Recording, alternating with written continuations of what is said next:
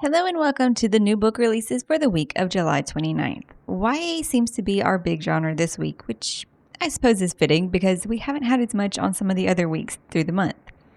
Also, I'm Morgan if this happens to be the first time you've clicked on one of my videos. There will be timestamps per genre that we talk about.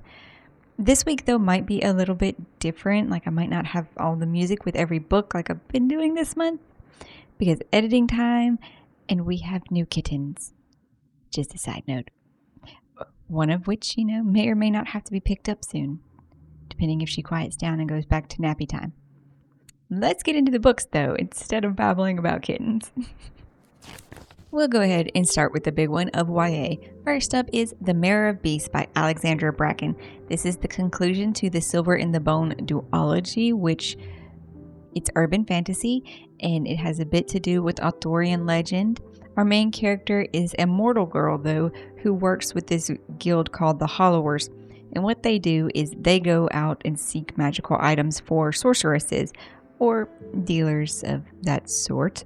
And they generally have something called the sight. Oh my gosh, I think that's what it's called, or true sight, where it lets them see through like illusions and glamours and see the magic.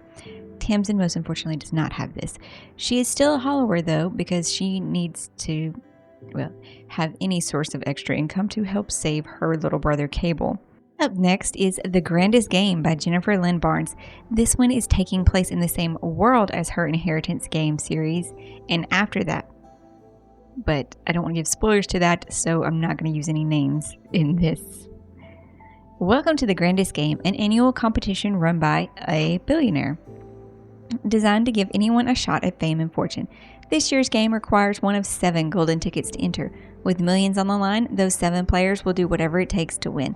Some of the players are in it for money, some for power, some for reasons all their own. Every single one of them has secrets. Another one that's, I don't entirely think related to the first duology series, but in the same world. Beneath These Cursed Stars by Lexi Ryan, set in the same world as These Hollow Vows. Princess Jocelyn has a secret. Armed with an enchanted ring that gives her death's kiss, Jas has been sneaking away from the palace at night to assassinate her enemies. Shapeshifter Felicity needs a miracle. Fated to kill her magical father, she's been using her unique ability to evade a fatal prophecy. When rumors of evil King Mortius' resurrection spread through the Shadow Court, Jocelyn decides to end him once and for all. Felicity agrees to take the form of the princess, allowing Jas to covertly hunt Mortius and starting Felicity on the path that could finally take her home. Our next ones are a bit different, more twisty mystery style YAs. Such Charming Liars by Karen M. McManus. For all of Kat's life, it's just been her and her mother, Jamie, except for the 48 hours when Jamie was married and Kat had a stepbrother, Liam.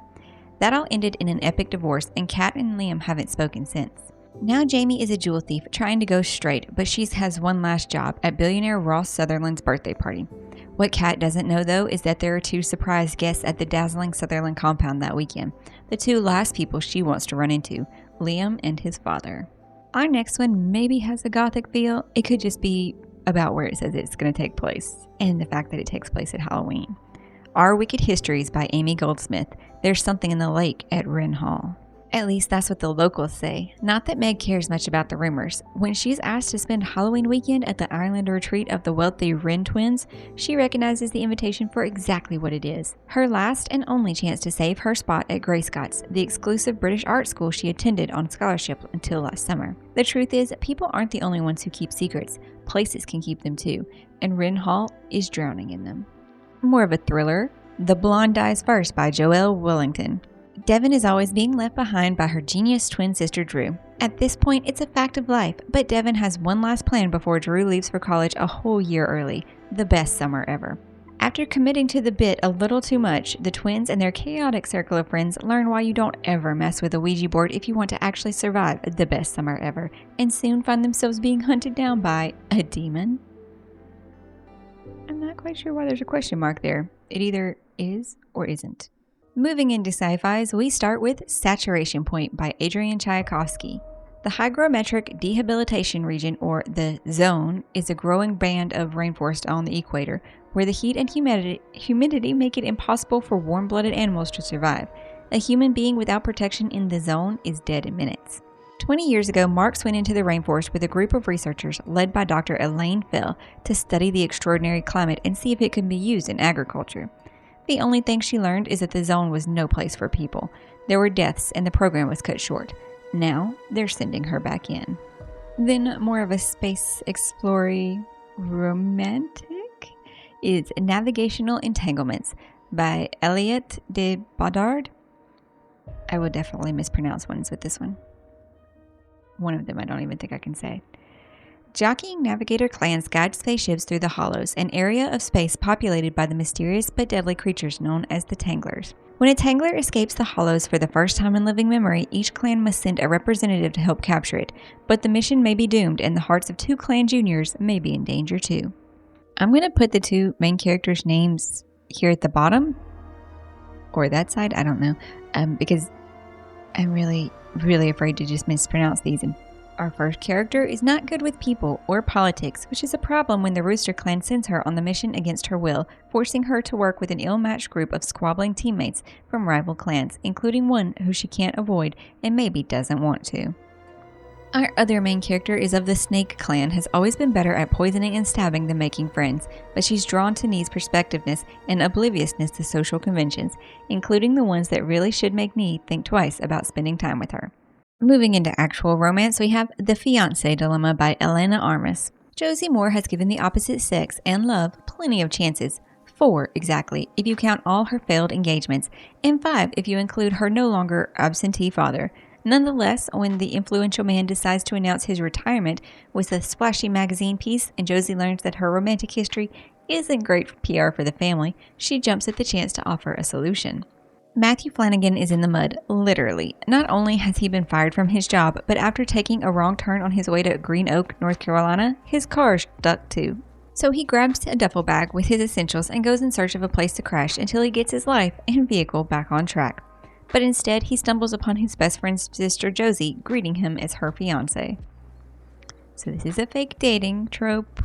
Moving into fiction, this first one just sounds so sweet, and how life takes you in completely different directions than you thought. This is Slow Dance by Rainbow Rowell. They were just friends, best friends, allies. They spent entire summers sitting on Silo's porch steps dreaming about the future. They were both going to get out of North Omaha. Silo would go to college and become an actress, and Corey would join the Navy. Carrie would join the Navy. They promised each other that their friendship would never change. Well, Silo did go to college, and Carrie did join the Navy, and yet somehow everything changed. It's the story of Silo and Carrie, who everyone thought would end up together, trying to find their way back to the start. And both of these characters are somewhere in their 30s. Then we have The Wedding People by Allison Espach. It's a beautiful day in Newport, Rhode Island when Phoebe Stone arrives at the Grand Cornwall Inn wearing a green dress and gold heels, not a bag in sight, alone. She's immediately mistaken by everyone in the lobby for one of the wedding people, but she's actually the only guest at the Cornwall who isn't here for the big event. Phoebe is here because she's dreamed of coming for years. She hoped to shuck oysters and take sunset sails with her husband, only now she's here without him, at rock bottom, and determined to have one last decadent splurge on herself. Meanwhile, the bride has accounted for every detail and every possible disaster the weekend might yield, except for, well, Phoebe and Phoebe's plan, which makes it much more surprising when the 2 women can't stop confiding in each other. We'll end the week with some thrillers. Look in the Mirror by Catherine Stedman. Nina, still grieving from the loss of her father, discovers that she has inherited property in the British Virgin Islands, a vacation home she had no idea existed until now. The house is extraordinary, state-of-the-art, all glass and marble. How did her sensible father come into enough money for this? And why did he keep it from her? And what else was he hiding? Maria, once an ambitious medical student, is a nanny for the super rich. The money's better, and so are the destinations where her work takes her. Just one more gig and she'll be set. Finally, she'll be secure. But when her warts never show, Maria begins to make herself at home, spending her days luxuriating by the pool and in the sauna. There's just one rule: don't go in the basement. And our last one for the week, Like Mother, Like Daughter by Kimberly McCreadit. When Cleo, a student at NYU, arrives late for dinner at her childhood home in Brooklyn, she finds food burning in the oven and no sign of her mother, Kat. Then Cleo discovers her mom's bloody shoe under the sofa. Something terrible has happened.